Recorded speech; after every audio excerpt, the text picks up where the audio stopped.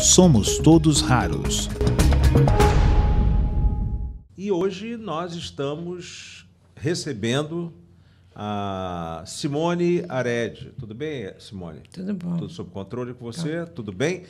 E ela é presidente da Associação das Mães Metabólicas. É um grupo que existe no Facebook, direcionado a mães e pessoas que têm a relação aos erros inatos do metabolismo.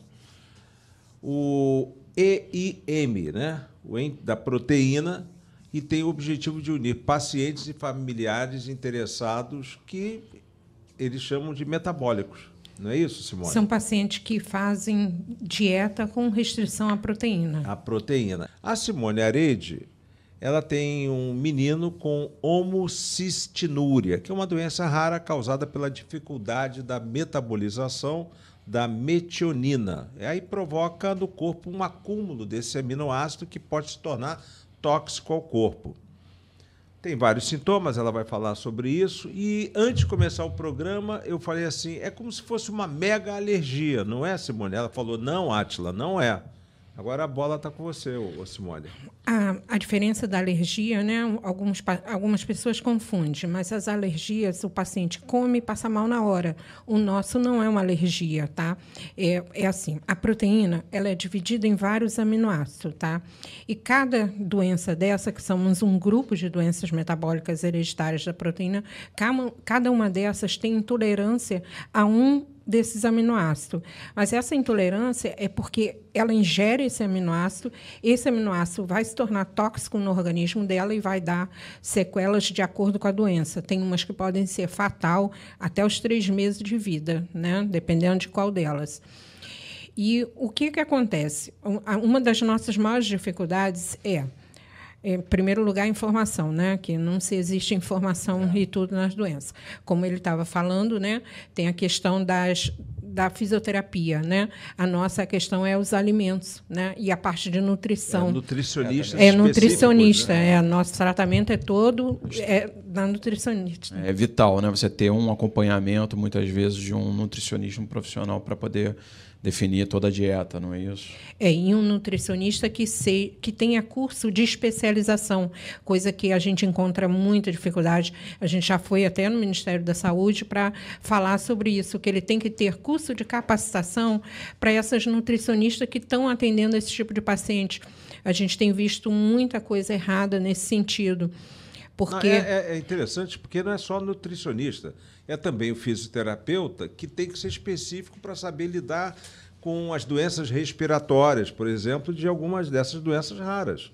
Então, isso que ele está dizendo do nutricionista específico, que saiba, que entenda, né? No caso, a homocistinúria.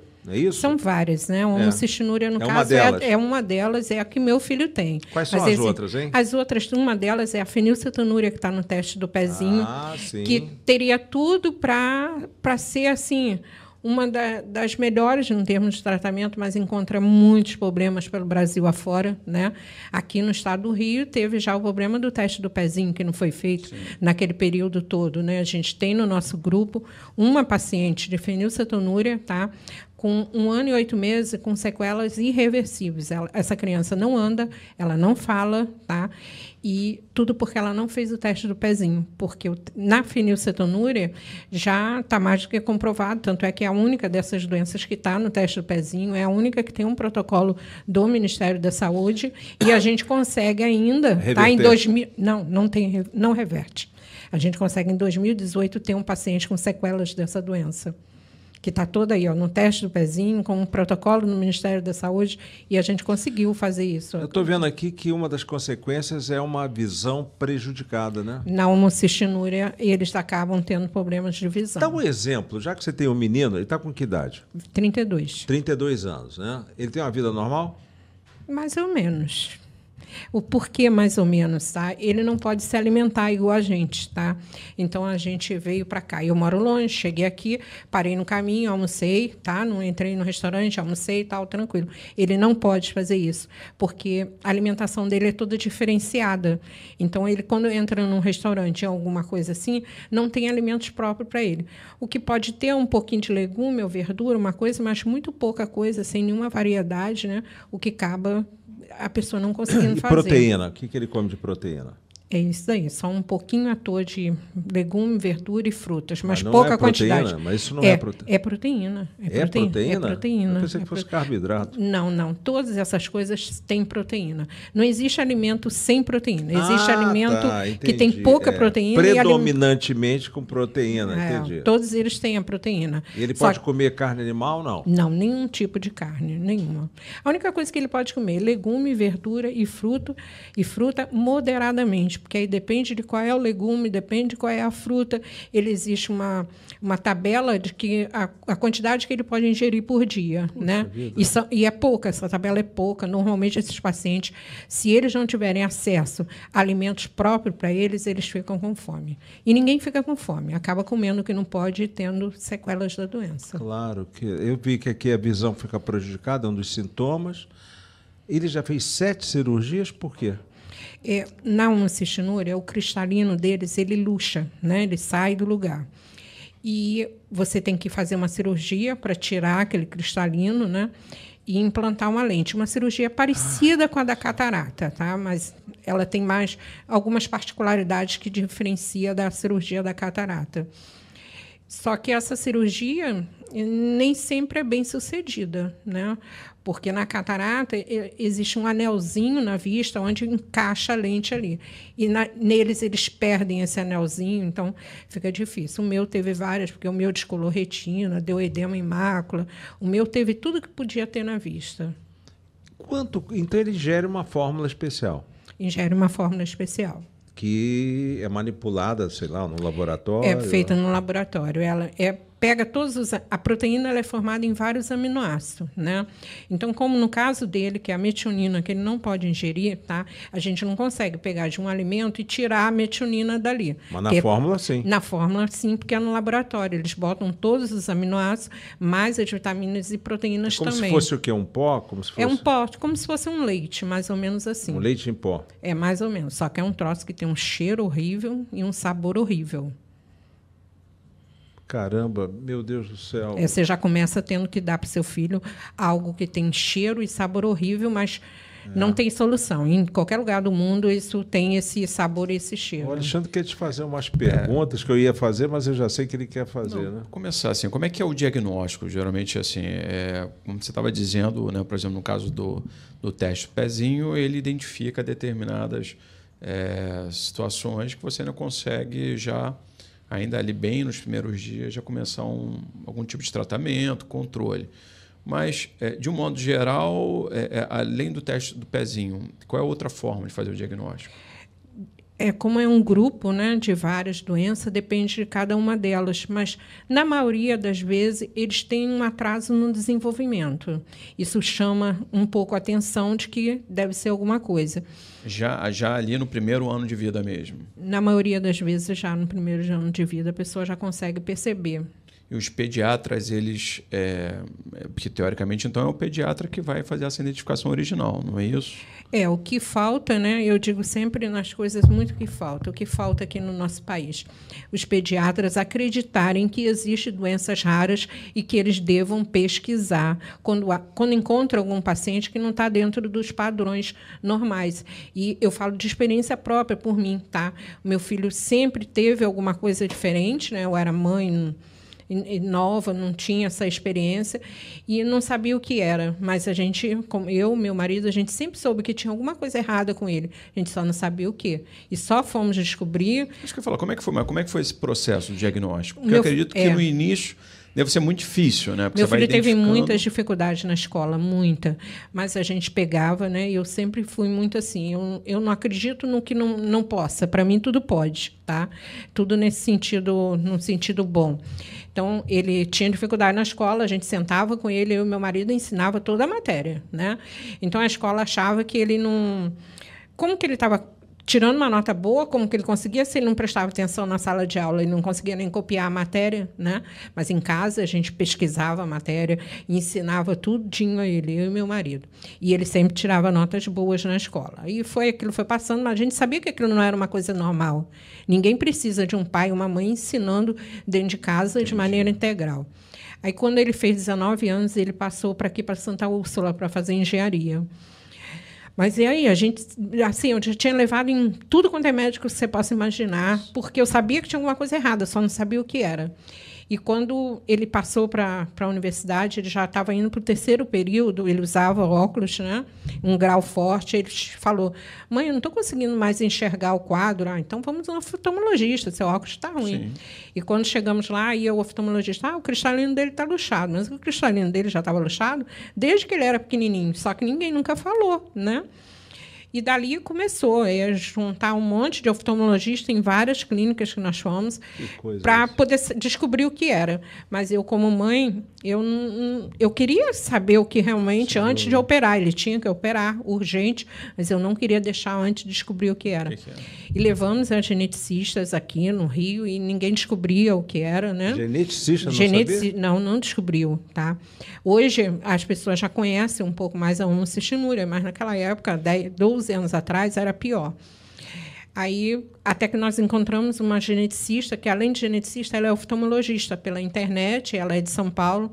Aí, conversei com ela pelo telefone, ela falou, só pode ser homocistinúria, né? Nossa, e tal. Por telefone? Por telefone, né? Porque sabia... Internet. Aí nós fomos a São Paulo na primeira consulta com ela, só para ela passar um examezinho simples, dosagem da homocisteína, no caso dele, né? É um exame também barato, deve ser uns R$60, assim, nossa, não é um exame caro. Aí passou esse exame, ele tinha homocistinúria. Só que, no caso do meu filho, eles achavam que não tinha, porque ele não tinha a deficiência intelectual, ele já estava fazendo engenharia. Então, só isso daí já era assim, como se fosse um... Acabavam descartando essa possibilidade. Descartando essa possibilidade. E era homocistinúria. Na realidade, era vocês que faziam um acompanhamento davam... redobravam, vamos dizer assim, ou triplicavam a atenção. A neurologista diz que todo esse cuidado que a gente teve desde que ele era pequenininho ajudou o cérebro dele também a desenvolver, né? Porque mesmo pequenininho, quando ele tinha 2 anos, os brinquedos dele eram tudo aqueles brinquedos educativos. Ali a gente já sabia que tinha alguma coisa errada, que ele estava atrasado quando se relacionava com as outras crianças, mas a gente, não, ele tem que ficar igual. E saiu comprando tudo quanto é brinquedo educativo, a gente sempre foi ensinando tudo a ele. Agora, só por curiosidade, isso então foi quando ele já estava na faculdade? Quando ele estava já na anos? 19 anos. 19 anos. 19 anos ele já estava fazendo o 3º período de engenharia. Não, você vê, então, portanto, a pergunta do Átila Alexandre é uma... Que coisa. A surpresa dele, que é a surpresa de todos nós.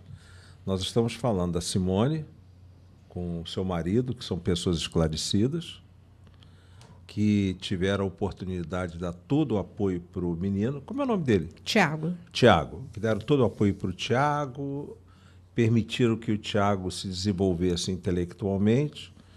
Apesar disso tudo, só descobriram aos 19 anos que o Tiago tinha homocistinúria. E aí a gente se pergunta, Simone, e quantas crianças devem ter a mesma doença rara em lugares paupérrimos? Olha, eu hoje não tenho feito mais isso porque não tenho tido tempo. Mas no início, quando eu descobri que meu filho tinha essa doença, a médica que cuida dele, ela até falava assim, Simone, tu anda aí com uma bandeirinha aí pelo Brasil perguntando se você tem homocistinúria. Eu acho que eu passei uns 2 anos só viajando pelo Brasil procurando esses pacientes. Eu achei alguns, né, de maneiras muito simples, né, pessoas muito mesmo, né? E foi por conta disso que eu resolvi fundar, no início, uma associação de homocistinúria, e por conta desses pacientes, desse tratamento, dessa minha vivência em procurar essas famílias pessoalmente, viver o drama deles, eu levei paciente para minha casa. Eu tive paciente que foi para minha casa e pago lá pelo município dele, né? Para eles poderem aprender o que deveriam fazer para o tratamento. Por conta disso, acabou nascendo o grupo e as coisas foram aumentando. Associação de Mães Metabólicas? No início era a Associação Brasileira de Homocistinúria. Mães Metabólicas é agora. por que essa mudança? Porque, além da homocistinúria, você acabou abrangendo com mães metabólicas outras doenças metabólicas, vamos chamar assim. O que acontece? Todos eles precisam fazer essa dieta com restrição. O meu filho já tinha comido de tudo, estava com 19 anos, né? E a partir daquele momento ele não podia mais comer pão, carne, biscoito, nada, farinha de trigo, nada, né? E eu ficava, o que eu vou fazer? Como que eu vou lidar com isso, né? E a gente tem que usar uma balança de precisão para pesar o que ele está comendo. Não, mas isso depois dos 19 anos Depois de que idade. começou o tratamento. E eu fazia tudo direitinho, mas a gente não conseguia manter as taxas dele assim no controle, né? As taxas continuavam altas. E eu não sabia o porquê, né? Até que um dia eu acordei de madrugada e encontrei meu filho comendo um queijo, né, na geladeira. Falei, Tiago, por que você está comendo isso? Você não sabe que você não pode e tal. Aí ele me falou só uma coisa. Mãe, eu estou com fome. Você quer que eu faça o quê? Eu não podia fazer nada, né? E, a partir dali, eu comecei a ver que eu não podia deixar meu filho com fome, nem de jeito nenhum. Sim. E Não era o caminho, né? Não era o caminho. Aí eu comecei, hoje as redes sociais, né? A gente descobriu que lá fora existiam os alimentos hipoproteicos, tá? Que são alimentos específicos para esse tipo de paciente. Nesses alimentos, eles vêm no rótulo, tá? Alimentos para fins medicinais. Ele vem um aminograma, que consta quanto tem do aminoácido ali naquele alimento, né? E a gente começou a comprar para o meu filho, né? E depois que a gente comprou, que meu filho teve acesso a todos esses alimentos, a gente conseguiu controlar as taxas dele. Hoje, depois disso, nunca mais ele teve taxa alta, né? É caro? São caros, são. Agora, a gente tem só uma marca vendendo no Brasil, tá? E custa a farinha, por exemplo, é R$50 o quilo. Uma farinha que a gente possa fazer um pão, um biscoito, um bolo, custa R$50. Eles vendem um macarrão também, que é uma coisa também muito importante para eles por conta da energia, né? Claro, carboidrato. Então, o macarrão custa R$64 o quilo. E o pior é que isso aí, como provavelmente não é considerado remédio, você não tem nem como recorrer. Alguns pacientes agora estão começando a entrar na justiça pedindo, alguns e tudo pelo Brasil, né? Tem que ser entendido como uma necessidade de tratamento, né? Aquilo faz parte do tratamento, né? Porque sem aqueles alimentos, eles não... Vai piorar o quadro do paciente. E a proteína pura mesmo, esquece, né? Esquece. Carne, peixe, nem pensar.